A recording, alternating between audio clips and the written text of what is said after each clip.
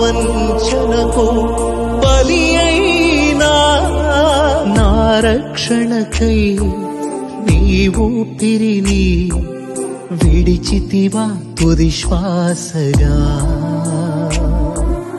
నా రక్షణకై నీవు ఊపిరిని విడిచితివా తుది శ్వాసగా.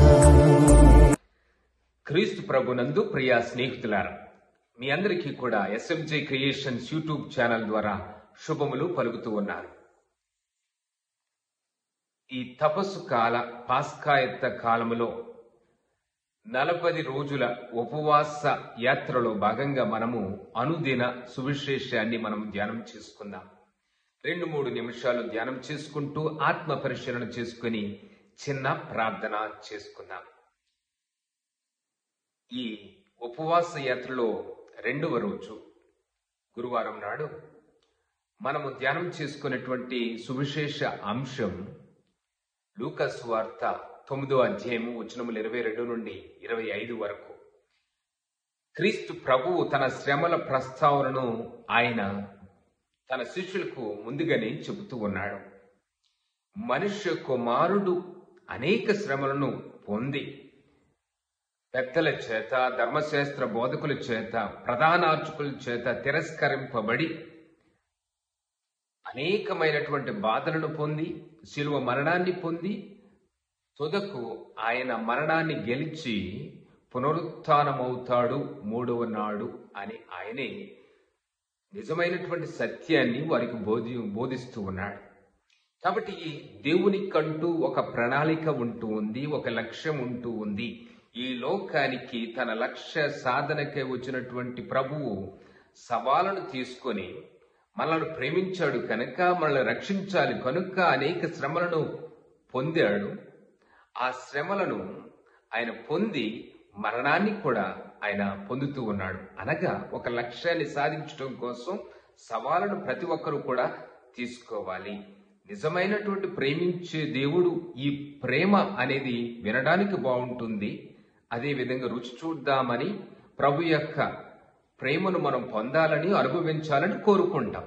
కానీ దేవుడు కూడా మనపై ప్రేమను చూపెట్టడం కోసం వచ్చి అనేక శ్రమలను పొందుతూ ఉన్నాడు. కాబట్టి నేను దేవుణ్ణి ప్రేమిస్తాను, దేవుడికే నేను బ్రతుకుతాను, కాబట్టి నేను దేవుళ్ళో జీవిస్తాను, క్రీస్తులో నేను కనువిప్పు కలిగి జీవిస్తాను అని అనుకునేటువంటి ప్రతి ఒక్క విశ్వాసి కూడా ఒక సవాలును తన జీవితంలో తీసుకోవలసి వస్తూ ఉన్నది. క్రీస్తు ప్రభువు లక్ష్య సాధనకై ఆయన చేసినటువంటి ప్రతి పని కూడా మనం గుర్తుపెట్టుకోవాలి. అందుకే ప్రభువు కూడా తనను విశ్వసించే వారికి ఈ సవాలును ఇస్తూ ఉన్నాడు. కాబట్టి క్రీస్తు ప్రభును ప్రేమించడం అంత తేలికైనటువంటి పని కాదు. ఈ లోకంలో మనము ఏదన్నా సాధించడం కోసం అనేక ప్రయత్నాలు చేస్తుంటాము, అనేక శ్రమను పొందుతూ ఉంటాము, ప్రతిఫలంగా లక్ష్యాన్ని సాధిస్తూ ఉంటాము. ఇహలోక సంబంధిత గమ్యాలను ఛేదించడం కోసం, సాధించడం కోసం, చేరుకోవడం కోసం మనము ఎన్నో ప్రయత్నాలు చేస్తూ ఉంటే మరి ప్రభుతో శాశ్వత కాలము మనము జీవించాలి అంటే, క్రీస్తు మనకిచ్చేటువంటి పునరుత్థానములో భాగస్థులుగా మనము బ్రతకాలి అంటే, నీతి కిరీటాన్ని మనము ధరించాలి అంటే, నిజమైనటువంటి విశ్వాసులుగా మనం బ్రతకాలి అంటే, క్రీస్తుకు సాక్ష్యం ఇచ్చే బిడ్డలుగా మనం జీవించాలి అంటే, క్రీస్తు ప్రభు యొక్క సవాలను కూడా మనం స్వీకరించవలసి వస్తుంది. అందుకే ప్రభువు లూకా సువార్త 9వ అధ్యాయం 23 వచనం చెప్తూ ఉన్నాడు, నన్ను అనుసరింపగోరువాడు తనను తాను త్యజించుకొని అనుదినము తన సిలువనెత్తుకొని నడవాలి. కాబట్టి ఈ లోకంలో మనం ఎన్ని సంపాదించినప్పటికీ కూడా దానిలో ఒక ప్రయోజనము, ఒక జీవ కిరీటము లేదు, శాశ్వత జీవితము లేదు. క్రీస్తు ఉండడు. ఈ క్రీస్తు కొరకైనటువంటి జీవితాన్ని నేను జీవించాలి అంటే, క్రీస్తులో నేను ఆనందాన్ని పొందాలి అంటే, నూతనీకరించబడాలి అంటే, నేను కూడా విశ్వాసంలో నిరీక్షించాలి. ఏ విధంగా అంటే, నేను కూడా గమ్యస్థానాన్ని ముందు పెట్టుకోవాలి. నేను క్రీస్తులో నడవాలి, క్రీస్తుతో ఉండాలి, క్రీస్తుకై బ్రతకాలి అనుకున్నప్పుడు అనుదినము నేను కూడా నా స్వార్థాన్ని, నా అహంకారాన్ని, నా కోపాన్ని, నా తుచ్చకరమైనటువంటి విషయాలు తలదూర్చేటువంటి విషయాన్ని ప్రక్కకు పెట్టాలి. అనుదినము దేవుని యొక్క వాక్కును ధ్యానం చేయాలి. ప్రభు నన్ను గద్దిస్తూ ఉన్నాడు, ప్రేమిస్తూ ఉన్నాడు, ధైర్యం ఇస్తూ ఉన్నాడు. అదేవిధంగా తనపై నేను చూపేటువంటి ప్రేమను బట్టి తన కృపను పుష్కలంగా మనకు దయచేస్తూ ఉన్నాడు.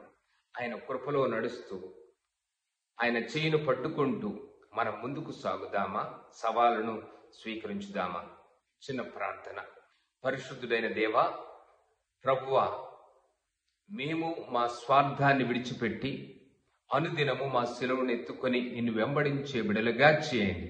మాకు ధైర్యాన్ని ఇవ్వండి, శక్తినివ్వండి, దృఢ సంకల్పాన్ని దయచేయండి. విశ్వాసములో ముందుకు అడుగులేస్తూ ప్రభువా, నీపై ఉన్నటువంటి ప్రేమను మేము ఎల్లప్పుడూ కూడా పెంపొందించుకోవడానికి కావలసిన శక్తిని దయచేయమని మా ఈ మనవులన్నీ ప్రభువా నీ దివ్య నామములో అడిగి వేడుచున్నాము.